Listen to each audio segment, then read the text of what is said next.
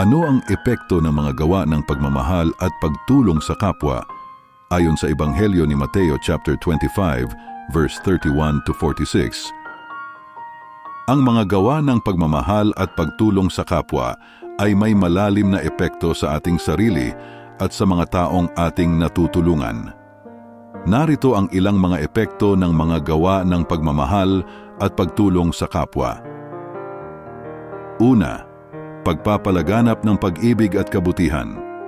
Sa pamamagitan ng mga gawa ng pagmamahal at pagtulong, tayo ay nagiging instrumento ng pagpapalaganap ng pag-ibig at kabutihan sa mundo. Ang ating mga gawa ay maaaring magbigay ng inspirasyon at magdulot ng positibong pagbabago sa iba. Pangalawa, pag-angat ng kalagayan ng iba. Sa pamamagitan ng ating mga gawa ng pagmamahal at pagtulong, tayo ay nagbibigay ng tulong at suporta sa mga nangangailangan. Ang ating mga gawa ay maaaring magdulot ng pag-asa, kasiyahan at kaluwagan sa mga taong ating natutulungan. Pangatlo, pagpapabuti ng ating sariling kalooban. Ang pagmamalasakit at pagtulong sa kapwa ay may positibong epekto sa ating sariling kalooban.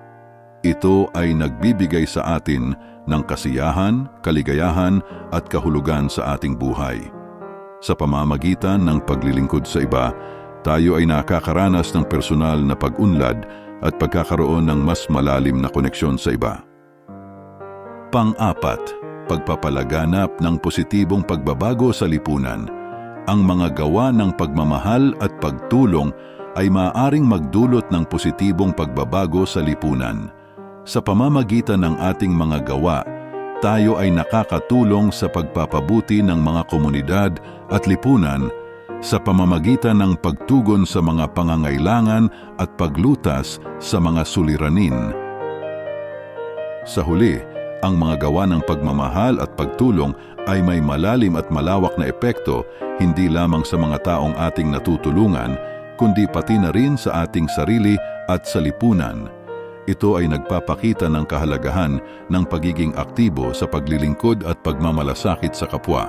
Dahil sa pamamagitan nito, tayo ay nakakatulong sa paghubog ng isang mas maganda at mas maayos na mundo. Salamat po sa inyong panonood at pakikinig. Please follow niyo po si Brother Chris Montadraya and share and subscribe sa YouTube channel, Our Brother Chris Channel. Thanks for watching.